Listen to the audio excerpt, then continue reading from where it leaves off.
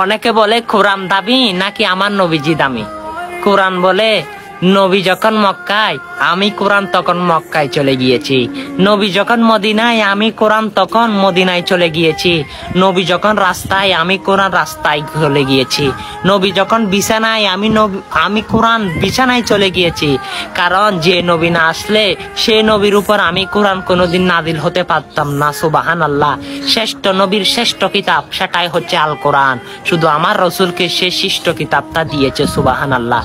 104 খানা কিতাব, তার মধ্যে 100 খানা ছোট, 4 খানা বড়, অবশ্য আর 3 খানা যেমন ঈসা রুহাল্লাহ, মুসা নবী আর ঈসা নবীকে দেওয়া হয়েছিল। আল্লাহ আল কোরআন শ্রেষ্ঠ কিতাবটা দিয়েছে আমার রসুলকে। সুবহানাল্লাহ। হ্যাঁ, সেটাই হচ্ছে শ্রেষ্ঠ নবী, শ্রেষ্ঠ পরিচয়। সুবহানাল্লাহি ওয়া বিহামদিহি।